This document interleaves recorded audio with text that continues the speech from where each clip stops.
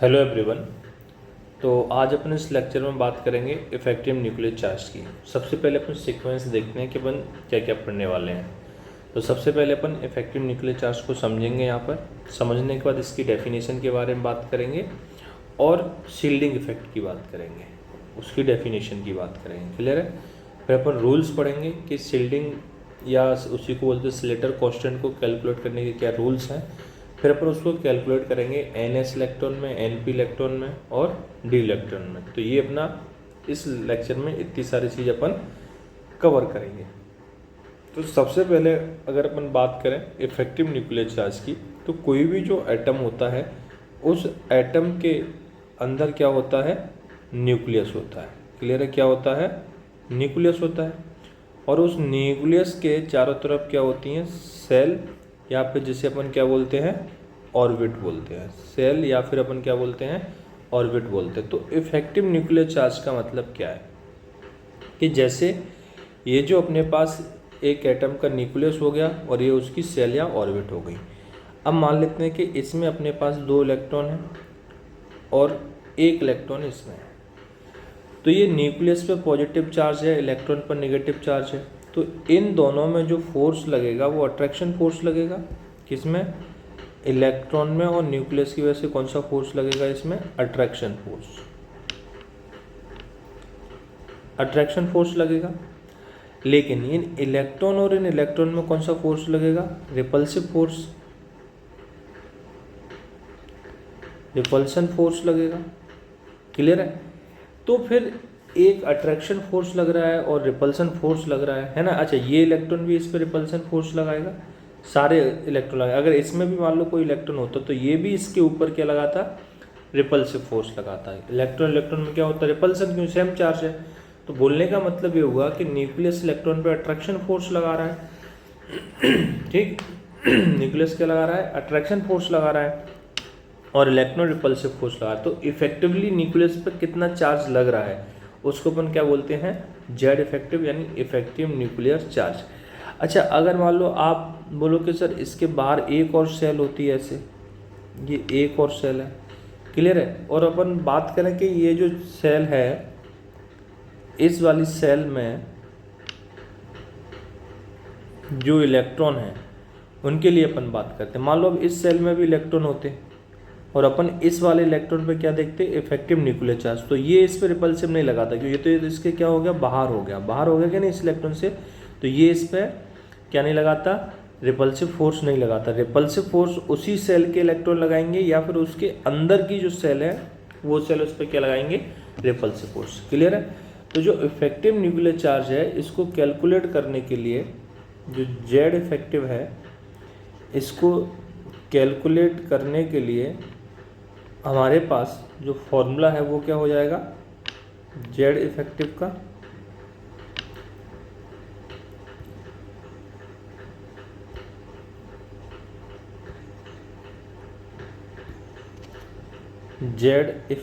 Formula हमारे पास हो जाएगा जेड माइनस सिग्मा। अब इसको समझो, ये कैसे आया? तो यहाँ पे जेड इफेक्टिव का मतलब है कि इफेक्टिवली न्यूक्लियर चार्ज कितना है। जेड इफेक्टिव का मतलब क्या है कि इफेक्टिवली न्यूक्लियर चार्ज कितना है। और इफेक्टिवली न्यूक्लियर चार्ज का मतलब क्या है कि जेड तो हो गया उसका न्यूक्लियस, है ना, और सिग्मा हो गया जो रिपल्सिव फोर्स लगा रहा है। क्लियर है? यहाँ पर ये जो जेड है ये तो हो गया न्यूक्लियस, यानी एटॉमिक नंबर जो अपन बात करेंगे अभी आगे देखेंगे इसके रूल्स में सारी चीज़ें, है ना। तो जेड क्या हो गया अपना? Atomic number, atomic number. और ये हो गया अपना रिपल्सिव फोर्स यानी स्लेटर कांस्टेंट, स्लेटर कांस्टेंट।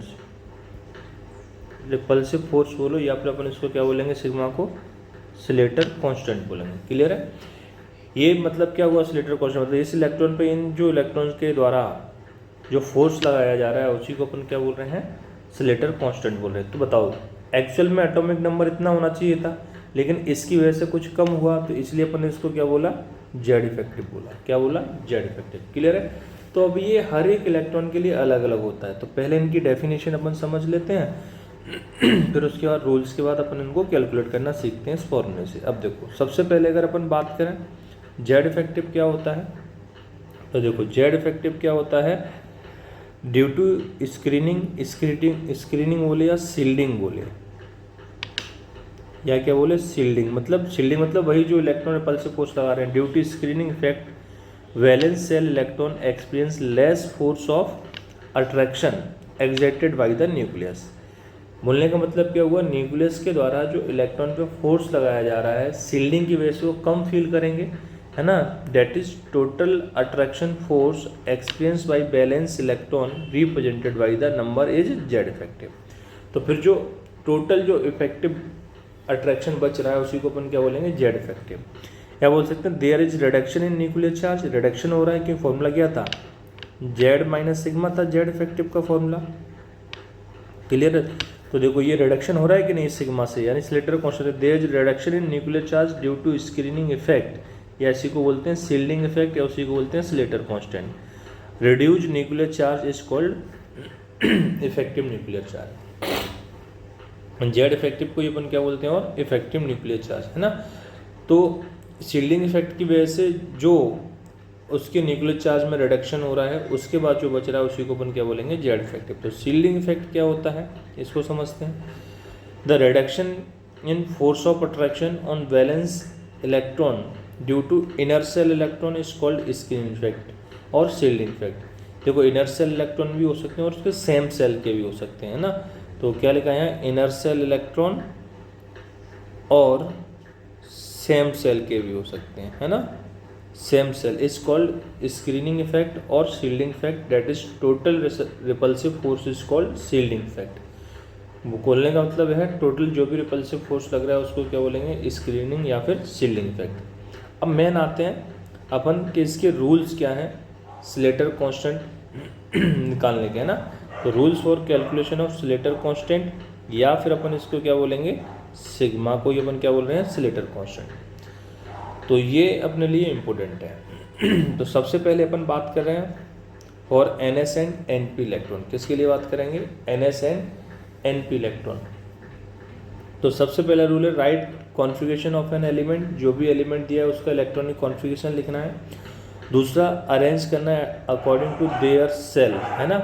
हमको क्या करना, सेल के अकॉर्डिंग उनको अरेंज करना है। कॉन्फ़िगरेशन लिखने के बाद सेल के अकॉर्डिंग अभी देखेंगे कैसे। अगला make group S and P in same group.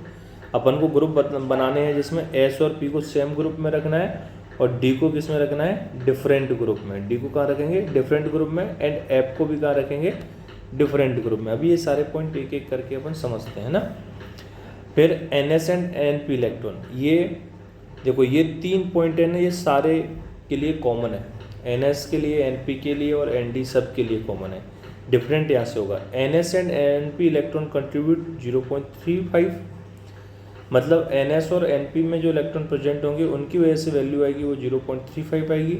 और N माइनस सेल में जो इलेक्ट्रॉन होंगे उनकी वैल्यू अपन को कितना लेना है, 0.5, मतलब एक इलेक्ट्रॉन की वजह से रिपल्सन, जिस सेल के इलेक्ट्रॉन पर रिपल्सन निकाल रहे हैं उसी सेल के इलेक्ट्रॉन की वजह से रिपल्सन 0.35 लेना है।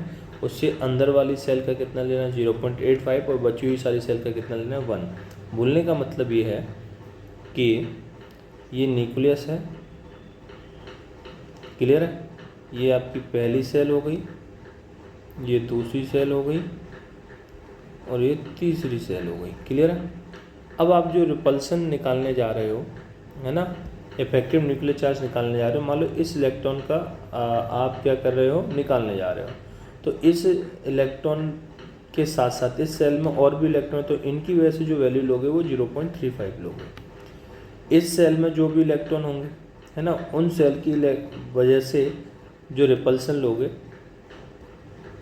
उन सेल की वजह से जो रिपल्सन लोगे वो आप कितना लोगे, 0.85। और इसके अंदर वाली जो सेल है, इसके अंदर वाली जो सेल है ना, इसके अंदर वाली जो सेल है, इस सेल की वजह से, इस सेल की वजह से जो रिपल्सन की वैल्यू ली जाएगी वो 1 ली जाएगी, क्लियर है। ये मतलब है इसका। अब समझते हैं इसको कैसे। तो सबसे पहले अपन क्वेश्चन की बात करते हैं। जैसे अपने पास ये क्वेश्चन दिया हुआ है, क्लियर।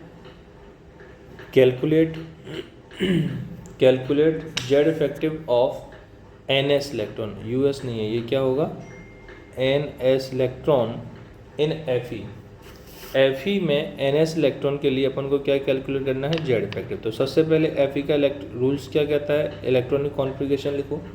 तो Fe का इलेक्ट्रॉनिक कॉन्फ़िगरेशन क्या लिखोगे, 1s2 2s2 2p6 3s2 3p6 4s2 और 3d6। ये पहला रूल है। दूसरे रूल में क्या बोला गया कि इनको अपन को कन्वर्ट करना है किस में, सेल के अकॉर्डिंग, है ना, इंक्रीजिंग ऑर्डर में। तो पहले 1 सेल को लिखो तो ये हो गया 1s2, फिर दूसरे को लिखो तो 2s2 और 2p6। क्लियर है। अब 3 को लिखो तो क्या लिखोगे, 3s2 3p6 और 3 वाला और कौन है इसमें, d है, तो 3d10 और लास्ट में क्या आएगा 4s2। क्लियर है। अपन ने बोला था सेकंड में कि इनके क्या बनाने, अपन को ग्रुप बनाने, है ना। तो देखो एक ग्रुप तो ये हो गया और एक ग्रुप ये हो गया, N और P का सेम ग्रुप बनाना था और D का अलग ये बनाना है, ये S बचा। तो ध्यान से सुनना, ये जो चीज़ है ये क्या कहलाएगी, N-1 सेल और ये कहलाएगी N सेल, ये रेस्ट। अब देखो इसमें अपन एटॉमिक पहले निकालेंगे स्लेटर कांस्टेंट यानी जेड की वैल्यू। तो इसको कैलकुलेट करने के लिए अपने पास रूल्स क्या थे कि जिस सेल के इलेक्ट्रॉन का अपन स्लेटर कांस्टेंट निकाल रहे हैं उसी सेल के इलेक्ट्रॉन के लिए सिग्मा की वैल्यू कितनी आएगी, 0.35। तो अपन को Fe का निकालना है। जब कुछ नहीं बोला जाता है तो लास्ट सेल का निकालना है, और लास्ट सेल कौन सा, 4, 3 मत बोलना। इसलिए रूल्स में लिखा गया है पहले इलेक्ट्रॉनिक कॉन्फ़िगरेशन लिखो, फिर अरेंज करो अकॉर्डिंग टू सेल, है ना, फिर make group SP in same shell and D in different shell और F डिफरेंट सेल। तो पहले अपन इलेक्ट्रॉनिक कॉन्फ़िगरेशन लिखा, फिर अपन ने अकॉर्डिंग अरेंज किया सेल के, फिर उनके ग्रुप बना लिए। अब देखो इसका निकालना है इलेक्ट्रॉन, तो एक है, तो देखो इसमें इस सेल में 4th सेल में एक तो जिसमें निकालना है तो एक एक्स्ट्रा बचा, तो उस एक एक्स्ट्रा इलेक्ट्रॉन जो ये 1 बच रहा है इसकी वजह से रिपल्सिव फोर्स लगेगा 0.35 प्लस। अब N-1 सेल में, N-1 सेल में कितने इलेक्ट्रॉन, 10 + 6 कितने हो गए अपने पास, सॉरी यहाँ पे 10 नहीं है, यहाँ पे कितने हैं, 6 है। D में कितने हैं, 6, ये कितने हैं 6, तो 6 + 6 12, 12 + 2 कितने हो गए 14 हो गए। और N-1 की वजह से कितना रिपल्सिव फोर्स लग रहा था, 0.85 प्लस इसके अंदर कितने इलेक्ट्रॉन हैं, अब रेस्ट की वजह से कितना लगेगा 1, 6 + 2 8 + 2 10 इंटू कितना लगेगा 1। तो देखो ये हो गया 0.35 प्लस ये हो गया 11.9 प्लस ये हो गया 10, तो टोटल ये वैल्यू कितनी आ गई 22.25। अब हमको निकालना है इफेक्टिव न्यूक्लियर चार्ज। तो फॉर्मूला क्या था, Z माइनस सिग्मा। क्लियर है। तो अब यहाँ से देखोगे जो Z की वैल्यू है Fe के लिए कितनी थी 26 माइनस सिग्मा कितना है 22.25। तो यहाँ से इफेक्टिव न्यूक्लियर चार्ज जो है उसकी वैल्यू कितनी आ जाएगी 3.75। तो इस तरीके से हमको क्या करना है, इफेक्टिव न्यूक्लियर चार्ज को कैलकुलेट करना है। क्लियर है। ये तो अभी एक क्वेश्चन हुआ, ऐसे कई सारे क्वेश्चन अपन देखेंगे। अगले क्वेश्चन की बात करते हैं। अगले में चलो अपन यहाँ लिख ही लेते हैं। इसमें जो है क्वेश्चन है अपने पास, कैलकुलेट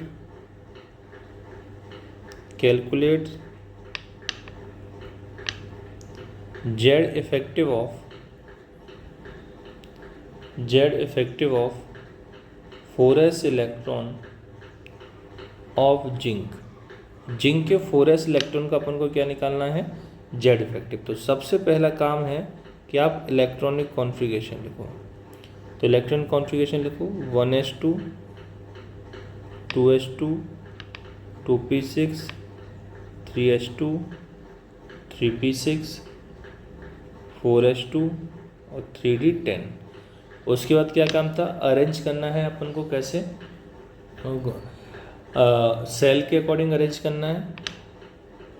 तो 1s2 2s2 2p6 है ना, 3s2 3p6, अब किसको लिखेंगे 3d10 और 4s2। और फिर इनके अपन को क्या करने थे, ग्रुप्स बनाने थे। तो सेकंड ये ग्रुप ये हो जाएगा, NS का एक और D का अलग से ग्रुप बनाना था। अब अपन यहाँ से देखेंगे इनका स्लेटर कांस्टेंट की वैल्यू जो है सिग्मा। तो सिग्मा जो है अपन को यहाँ से कैलकुलेट करना है। तो अब देखोगे इस सेल के इलेक्ट्रॉन का निकालना है, तो एक तो इसका खुद सेल में इलेक्ट्रॉन बचा होगा, तो 1 × 0.35 प्लस, अब ये हो गया n-1 सेल, तो इसमें कितने इलेक्ट्रॉन है टोटल 18, तो 18 × 0.85 प्लस, अब रिमेनिंग में कितने इलेक्ट्रॉन बचे हैं 6 + 2 8 + 2 10, तो 10 × 1। तो देखो ये वैल्यू कितनी आ गई अपने पास, ये आ गई 0.35 प्लस ये कितना हो गया 15.3 प्लस ये हो गया 10, तो टोटल जो वैल्यू है वो कितनी आ गई 25.65। हमने जेड इफेक्टिव निकालना है और जेड इफेक्टिव का फॉर्मूला क्या है, जेड माइनस सिग्मा, और जेड की वैल्यू जिंक के लिए कितना 30 माइनस सिग्मा की वैल्यू कितनी आई 25.65। तो यहाँ से जेड इफेक्टिव कितना आ गया अपने पास 4.35। क्लियर है, तो ये कितना आ गया 4.35। क्लियर हुआ इतना, तो ये अपने इसके लिए कैलकुलेट कर लिया। क्लियर है, अब इसमें अपन और थोड़ा आगे बढ़ते हैं ना, पहले अपन इन सब के लिए कैलकुलेट करते हैं, फिर अपन इसमें जेड इफेक्टिव देखेंगे ट्रेंड के अकॉर्डिंग कि लेफ्ट टू राइट में क्या हो रहा है, टॉप टू डाउन में क्या हो रहा है ना। तो ये अपने NS के लिए यहाँ पे क्या किया है इलेक्ट्रॉन ये निकाल लिया है जेड इफेक्टिव। अब अगला अपन बात करते हैं, अगला क्वेश्चन बात करेंगे अपन किसके लिए, और डी इलेक्ट्रॉन है ना। तो नेक्स्ट अपन ये अपने NS के लिए देखा है, अब फॉर डी इलेक्ट्रॉन। NS का मतलब ये है कि अभी अपन ने जो जेड इफेक्टिव निकाला है वो उसके लिए निकाला है कि लास्ट इलेक्ट्रॉन किस में हो, S में हो, है ना। अब निकालेंगे लास्ट इलेक्ट्रॉन किस में हो, D में, किस में हो, D में हो। तो इसके कुछ रूल्स हैं। पहला, for D electron, for D electron मतलब D में ही जो इलेक्ट्रॉन होगा जिस पे निकाल रहे हैं उसके लिए वैल्यू कितनी लेनी है 0.35। रेस्ट सेल के लिए मतलब बाकी सारी बची हुई सेल के लिए वैल्यू कितनी लेनी है 1। क्लियर, कितनी लेनी है 1।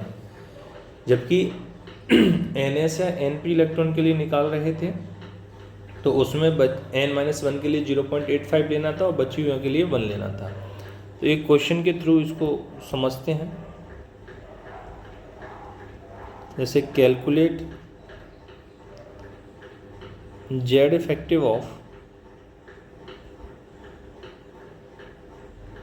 लास्ट इलेक्ट्रॉन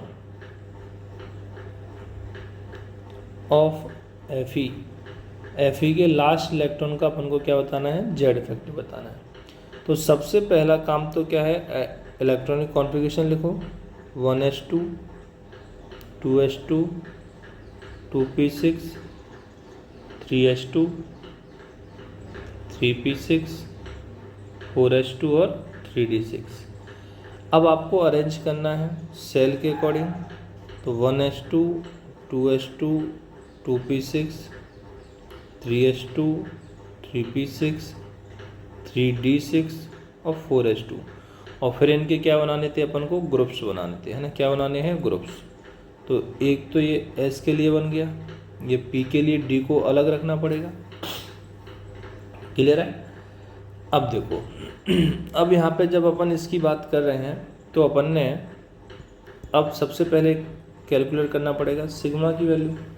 तो अपन अभी देख चुके हैं, स्टार्टिंग में ही समझाया गया था कि जिस सेल के लिए आप जेड इफेक्टिव निकाल रहे हो, जिस सेल के इलेक्ट्रॉन के लिए, उसके बाद वाले सेल को काउंट नहीं करते। जैसे अब इसमें डी इलेक्ट्रॉन के लिए निकालना तो आप 4s को अब इसमें काउंट नहीं करोगे, है ना। इसको अभी नोट बना के नीचे लिख भी लेंगे। अभी इस क्वेश्चन को सॉल्व करते हैं। तो अब देखो, अब इस इलेक्ट्रॉन इस डी के लिए पूछा है तो इसमें जो इलेक्ट्रॉन होंगे उसके लिए निकालना है। तो 0.35 इंटू, तो एक इलेक्ट्रॉन तो इसमें से आप निकाल रहे हो एक पे, तो बचे कितने 5, तो कितना हो गया 5 प्लस, अब बाकी सब के लिए कितना लेना था 1। तो टोटल ये इलेक्ट्रॉन काउंट करो तो कितने हो गए 18। तो 1 × 18, तो ये वैल्यू कितनी आ गई 1.75 × 18 तो जो सिग्मा की वैल्यू है वो कितना आ गया 19.75, यानी जो जेड इफेक्टिव अब आपको निकालना है वो क्या होगा जेड माइनस सिग्मा यानी स्लेटर कांस्टेंट। अब देखो जेड की वैल्यू कितनी 26 और इसकी वैल्यू -19.75, तो यहाँ से ये इफेक्टिव न्यूक्लियर चार्ज अपने पास कितना आ गया 6.25। तो जो जेड इफेक्टिव है ये अपने पास कितना हो गया 6.25। क्लियर है। तो इस तरीके से अपन को क्या करना है इनकी वैल्यू कैलकुलेट करना है। अच्छा अपन इस पॉइंट को नीचे लिख लेते हैं नोट बना के।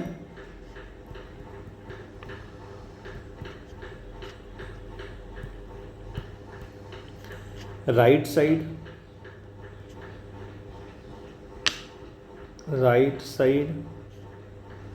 of the group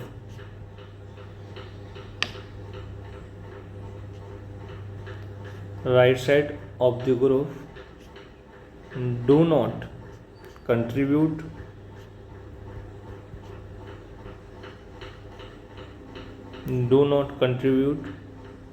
towards sigma यानी स्लेटर कांस्टेंट। बोलने का मतलब राइट साइड में जो ग्रुप होगा है ना, किसके राइट साइड में, जिसका आप स्लेटर कांस्टेंट निकाल रहे हो उसकी वजह से अपन वैल्यू को काउंट नहीं करेंगे। क्लियर है। चलो तो ये एक क्वेश्चन हुआ। अगला क्वेश्चन देखते हैं अपन इसमें।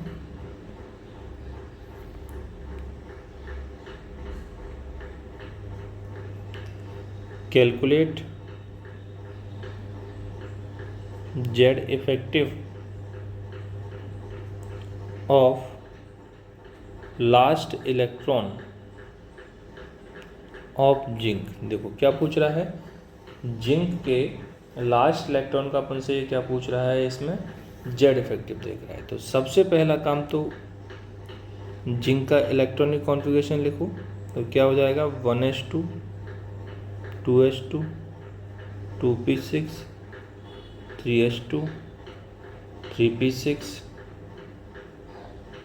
4s2 3d10। अब क्या करना था, अरेंज करना था सेल के अकॉर्डिंग। तो 1s2 2s2 2p6 3s2 3p6 3d10 4s2 और इनको ग्रुप बनाने थे। तो एक ग्रुप ये बनाओगे, एक ये बनाओगे, डी का अलग से बनाओगे। क्लियर। अब इसके बाद लास्ट इलेक्ट्रॉन पे अपन को क्या करना है, काउंट करना है ना। तो ये बताओ लास्ट इलेक्ट्रॉन इसमें जाता है या इसमें जाता है। जिंक क्या है, डी ब्लॉक का एलिमेंट्स है, तो लास्ट इलेक्ट्रॉन किस में जाएगा 3d में जाएगा। किस में जाएगा 3d। तो एक इलेक्ट्रॉन पे तो आप स्लेटर कांस्टेंट देख ही रहे हो, रिपल्सन निकाल ही रहे हो। तो इसमें कितने इलेक्ट्रॉन बचे 9 और बाकी उनके लिए वैल्यू कितनी ली जाएगी 0.35 प्लस रिमेनिंग इलेक्ट्रॉन कितने हैं इन दोनों ग्रुप में मिला के, इन सारे में मिला के 18 और इनटू उनके लिए वैल्यू कितनी 1, क्योंकि लास्ट इलेक्ट्रॉन डी में है तो किसका रूल फॉलो होगा, डी वाला रूल फॉलो होगा, है ना। ध्यान देना, अच्छा क्वेश्चन है। तो ये हो गया 3.15 प्लस 18, तो वैल्यू आ गई 21.25। अब जेड इफेक्टिव निकालना है, जेड माइनस सिग्मा। तो जो जेड की वैल्यू है वो जिंक के लिए कितना 30 माइनस 21.15। तो जो जेड इफेक्टिव की वैल्यू है वो अपने पास कितना आ गया 8.85। कितना आ गया अपने पास 8.85, ये आ गया अपने पास क्या जेड इफेक्टिव। क्लियर है। अब ध्यान से देखो, इसमें अभी अपन ने जो क्वेश्चन किया था ऊपर, इसमें भी अपन ने जिंक के लिए निकाला था। कैलकुलेट जेड इफेक्टिव लास्ट एक जिंक के लिए अपन यहाँ किया था, है ना। देखो calculate the Z effective 4s electron of zinc. देखो 4s के लिए निकाला तब कितना आया 4.35। क्लियर है। और यहाँ डी के लिए निकाला अपन ने तो कितना आया अपने पास, जब डी के लिए कैलकुलेट किया तो 8.85। क्लियर है। ऐसा क्यों, क्योंकि अब इसमें एस वाले जो इलेक्ट्रॉन थे उनकी वजह से रिपल्सन था वो क्या हो गया, इसमें से रिमूव हो गया, क्योंकि लास्ट इलेक्ट्रॉन डी में जा रहा है। क्लियर है। और आपसे किस तरीके के क्वेश्चन पूछ सकता है, आपसे ऐसे पूछ सकता है। जैसे एक क्वेश्चन और लिखते हैं,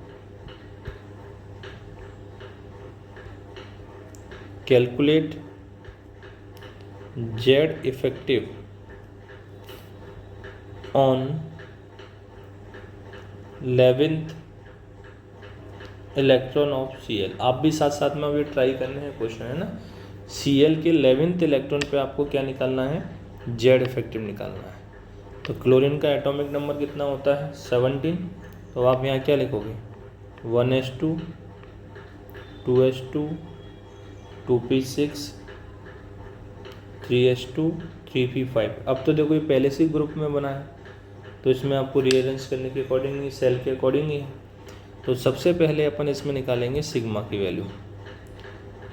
तो ध्यान से देखना अपन को किस इलेक्ट्रॉन पे निकालना है, 11th पे। तो यहाँ 10 हो गई, और 11th का मतलब क्या है, आप इस इलेक्ट्रॉन पे निकाल रहे हो, इसमें एस वाले इलेक्ट्रॉन में निकाल रहे हो। अच्छा क्वेश्चन है, इंपॉर्टेंट क्वेश्चन है ये, है ना।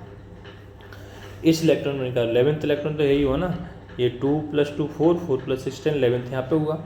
अब देखो 11th यहाँ पे, लेकिन सेल तो सेम है, तो इस इलेक्ट्रॉन पे केवल 3s का इलेक्ट्रॉन नहीं लगाएगा रिपल्सन, ये 3p5 के इलेक्ट्रॉन भी क्या लगाएंगे, रिपल्सन। तो ये टोटल इलेक्ट्रॉन कितने रिपल्सन लगा रहे, 5 इसके और 1 इसका, 6 हैं और 0.35 प्लस यहाँ पे कितने हैं, 8 इलेक्ट्रॉन हैं, और इनके लिए कितना आएगा, 0.85। क्योंकि आप s इलेक्ट्रॉन के लिए लगा रहे हो तो NSNP वाला रूल लगेगा, प्लस इनर में कितना है, 1 × 2। तो ये कितना हो गया, 2.10 प्लस 6.80 प्लस 2। तो स्लेटर कांस्टेंट की जो वैल्यू है वो कितनी आ गई, 10.9। अब आप यहाँ से जेड इफेक्टिव निकाल सकते हो। तो जेड इफेक्टिव के लिए फॉर्मूला क्या था, जेड माइनस सिग्मा, और जेड की वैल्यू कितनी है, 17 माइनस 10.9। तो इफेक्टिव न्यूक्लियर चार्ज जो है अपने पास वो कितना आ गया, 6.1। क्लियर है, कितना आ गया, 6.1। ये अपने पास आ गया इफेक्टिव न्यूक्लियर चार्ज। क्लियर है। अब देखो एक टाइप इसमें ऐसे पूछ सकता है अपन से कि केवल आपको किसके लिए, 1s के लिए निकालना है इफेक्टिव न्यूक्लियर चार्ज, है ना। तो ये भी बात करते हैं। अगला क्वेश्चन देखो, ओनली, क्वेश्चन क्या है, पहले टॉपिक फॉर्म में से बना लेते हैं। Only for 1s2। 1s2 के लिए जब आपको निकालना हो तो केवल किसकी वैल्यू होगी, सिग्मा की 0.35। जैसे 1s2 ये वाला कॉन्फ़िगरेशन केवल किस में आएगा, हीलियम में ही आएगा, मतलब अपन हीलियम की बात कर रहे हैं। तो सिग्मा की वैल्यू कितनी होगी, 0.5। तो इसका जो जेड इफेक्टिव है वो कितना हो जाएगा, जेड माइनस 0.35, है ना। तो जेड हीलियम के लिए कितना, 2 माइनस 0.35। तो ये वैल्यू कितनी आ गई, 1.7। क्लियर है, कितनी वैल्यू आ गई है, 1.7। क्लियर है। चलो इसमें एक क्वेश्चन और देखते हैं, है ना। अपन 2 क्वेश्चन और देखते हैं, उसके बाद अपन इनके ट्रेंड के बारे में बात करेंगे। लेफ्ट टू राइट जाने पर जेड इफेक्टिव क्या होता है, और टॉप टू बॉटम आने पर जेड इफेक्टिव क्या होता है। क्लियर। तो अगला क्वेश्चन लिखोगे, value of Z effective of 4s electron of scandium is. Scandium के 4s इलेक्ट्रॉन के लिए अपन को जेड इफेक्ट की वैल्यू निकालनी है। इसमें आपके पास ऑप्शंस दे रखे हैं। फर्स्ट ऑप्शन दिया है 4, सेकंड दिया है 3, सी दिया है 2 और डी दिया है 1। देखो सबसे पहले स्कैंडियम का एटॉमिक नंबर लिखो, 1s2 2s2 2p6 3s2 3p6 4s2 3d1। अब इनको अरेंज करो, 1s2 2s2 2p6, 3s2, 3p6, 3d1 और 4s2। अब सिग्मा की वैल्यू निकालो, तो क्या लिखोगे 1 इंटू 0.35, कुछ नहीं बोला गया तो लास्ट इलेक्ट्रॉन का निकालना है, मतलब इसका निकालोगे, प्लस 0.85 इंटू 9 प्लस 1 इंटू 10, ये जो वैल्यू कितनी आ गई 0.35, इसका मल्टीप्लाई करोगे तो कितना आ जाएगा 7.65, ये हो गया 10। तो सिग्मा की ये वैल्यू अपने पास कितनी आ गई 18। तो जेड इफेक्टिव जो है वो कितना हो गया 21 माइनस 18, यानी जेड इफेक्टिव की वैल्यू कितनी आ गई अपने पास 3। क्लियर है? ऐसे ही अगर अपन से ये क्वेश्चन इस तरीके से पूछता तो क्या होता,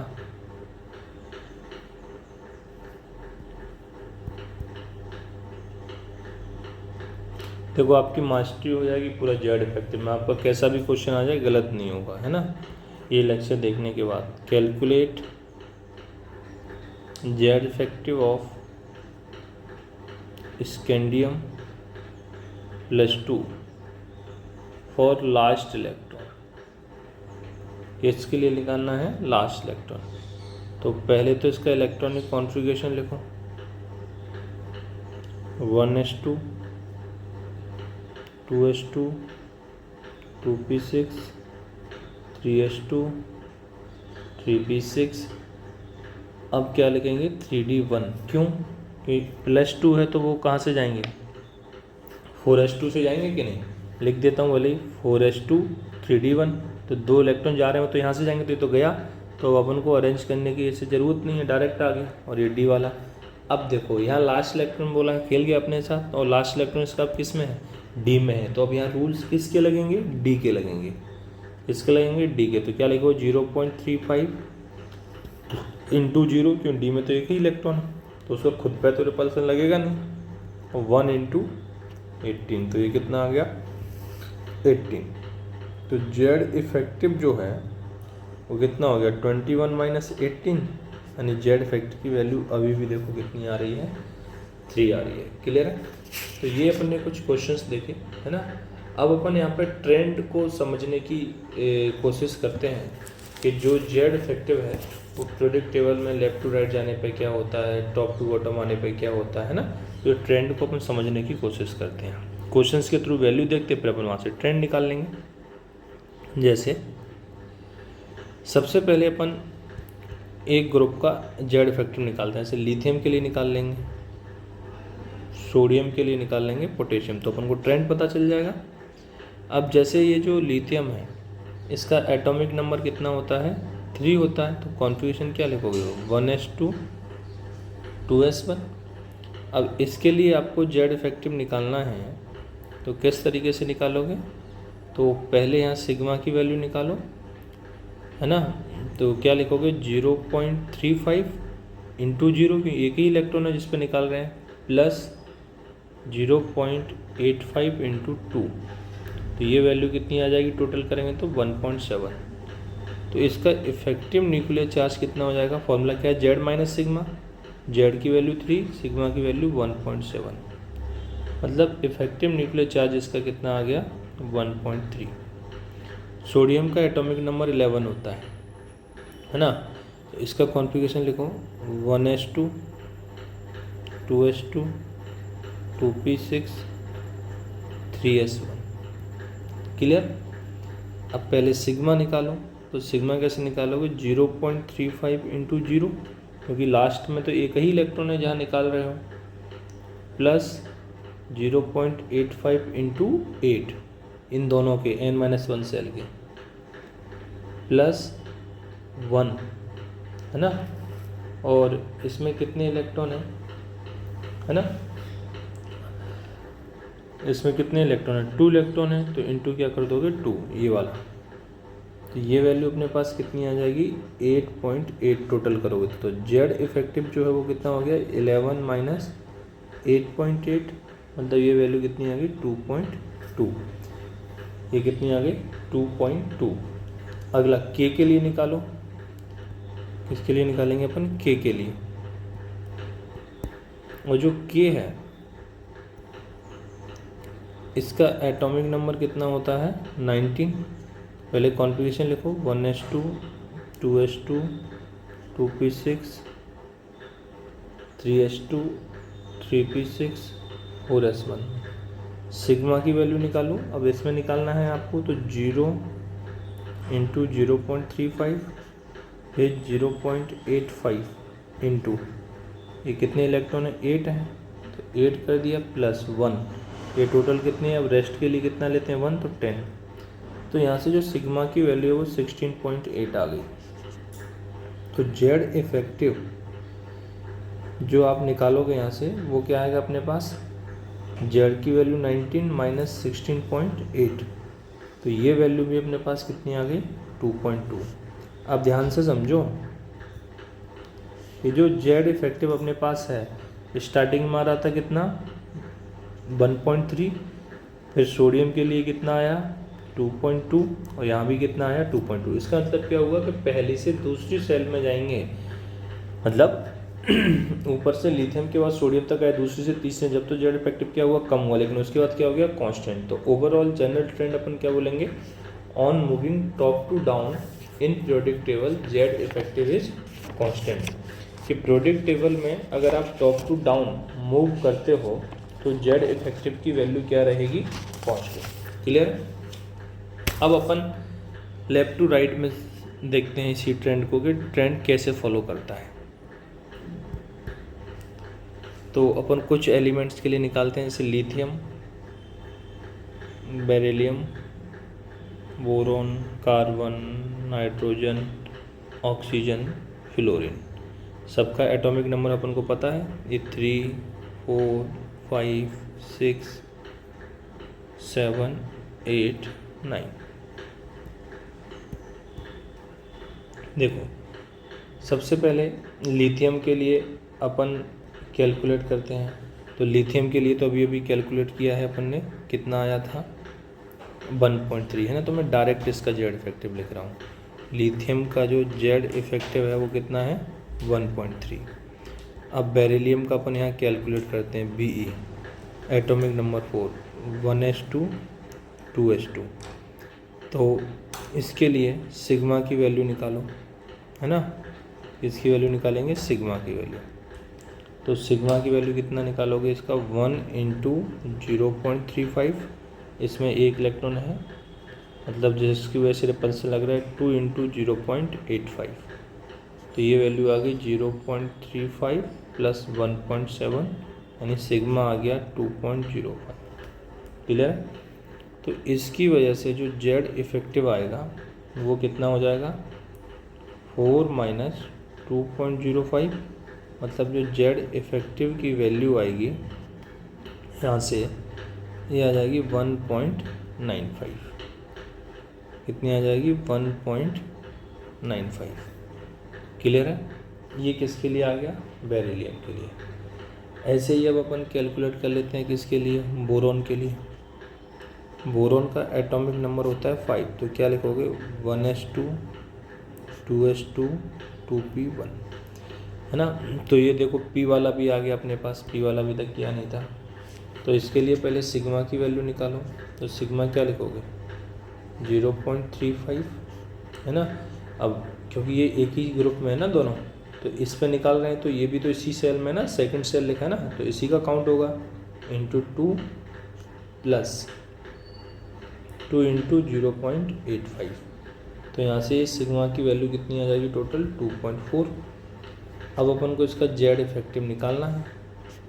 तो जेड इफेक्टिव कितना हो गया, बोरोन का एटॉमिक नंबर 5 माइनस का 2.4, तो जेड इफेक्टिव की वैल्यू कितनी आ गई, 2.6।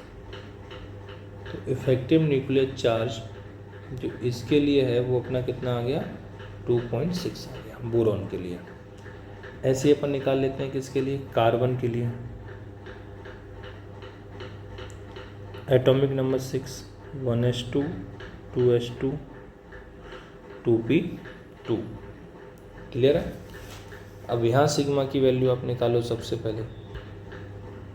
तो सिग्मा क्या आएगा, देखो ध्यान से, 0.35 इंटू 3 आएगा कि नहीं, 2p2 है ये, एक इस पर निकाल रहे हैं, 2 इलेक्ट्रॉन और 3 इलेक्ट्रॉन और बचेंगे इसमें, कितने इलेक्ट्रॉन बचेंगे, 3 इलेक्ट्रॉन और बचेंगे इसमें, क्लियर है, एक इसका 2 इसके, तो 0.35 इंटू 3 प्लस 0.85 इंटू 2, तो यहाँ से सिग्मा की वैल्यू आएगी 2.75। तो जो जेड इफेक्टिव है ये अपने पास कितना आ गया, 6 माइनस 2.75, यानी जेड इफेक्टिव की वैल्यू आ गई 3.25। आई थिंक यहाँ से एक आइडिया अब आपको लग गया होगा कि जैसे जैसे अपन लेफ्ट टू राइट जा रहे हैं तो जेड इफेक्टिव क्या हो रहा है, बढ़ रहा है ना। सबकी निकालने की ज़रूरत नहीं है, आप सबका कैलकुलेट कर सकते हो। देखो बेरिलियम का कितना आया था 2.6, अपन लिख देते हैं, ये आया था 2.6 है ना, ये कितना आया था 2.6,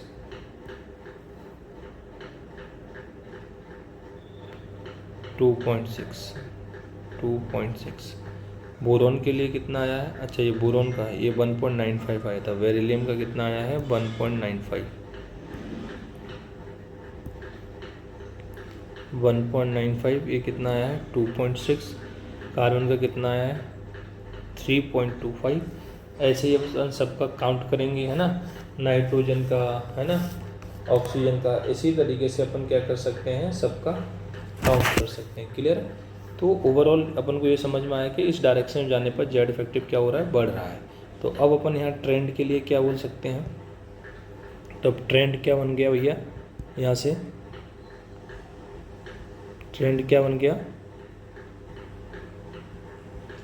देखोगे from left to right Z effective increase, left to right जाने पे जेड इफेक्टिव क्या हो रहा है, इंक्रीज। और अपन ने बॉटम का भी देखा था, फ्रॉम टॉप टू बॉटम, मतलब ऊपर से नीचे आने पर, इन a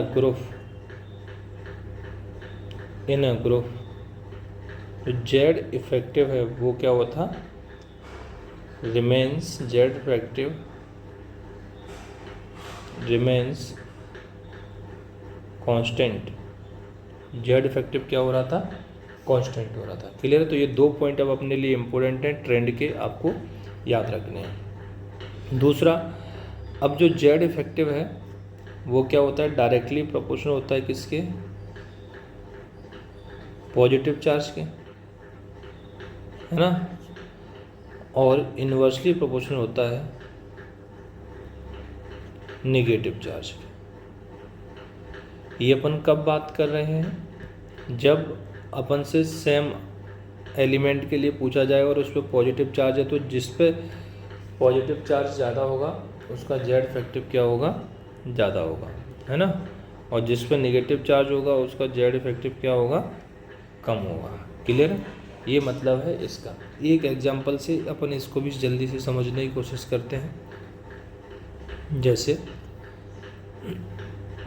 Z effective for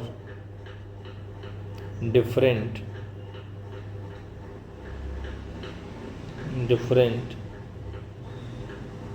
ions of an element, मतलब एक ही एलिमेंट के डिफरेंट आयंस हैं, तो अपन जेड इफेक्टिव कैसे डिसाइड करेंगे, बोलने का मतलब ये है। तो जैसे एक एग्जांपल लिया अपन ने, नाइट्रोजन प्लस वाला ले लिया, एक नाइट्रोजन न्यूट्रल ले लिया और एक निगेटिव। अपन को इसमें जेड इफेक्टिव का ट्रेंड बताना है, तो अपन ने क्या बोला, जेड इफेक्टिव पॉजिटिव चार्ज के डायरेक्टली प्रोपोर्शनल, नेगेटिव के डायरेक्टली और नेगेटिव के इन्वर्सली, यानी जिसका पॉजिटिव चार्ज है उसका जेड इफेक्टिव सबसे ज़्यादा और जिस पर नेगेटिव चार्ज है उसका जेड इफेक्टिव सबसे कम, क्लियर है। तो एक तो ये हुआ यहाँ से जेड इफेक्टिव से, एक और है बस, सेकंड जो है जेड इफेक्टिव ऑफ आइसो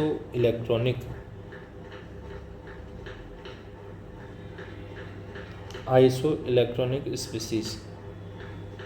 अगर आइसो इलेक्ट्रॉनिक स्पीसीज हैं तब कैसे डिसाइड करेंगे, जैसे एक एग्जांपल इसका भी लेते हैं, n-3, O-2, F- और Ne सब आइसो इलेक्ट्रॉनिक हैं और सबके पास कितना चार्ज है, इसकी जगह अपन सोडियम कर देते हैं ना, Na+ और Mg+2, सबके पास 10 इलेक्ट्रॉन है। कितने इलेक्ट्रॉन है? 10।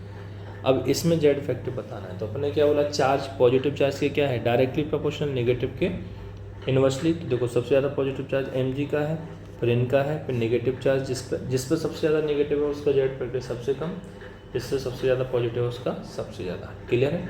तो ये ट्रेंड हो गया। इतना समझने के बाद आप जो चाहे जिस बुक से चाहे सारे जेड इफेक्टिव के क्वेश्चंस बना सकते हो। क्लियर है? तो यहाँ तक अपना जेड इफेक्टिव क्या हो जाता है, कंप्लीट। Thank you.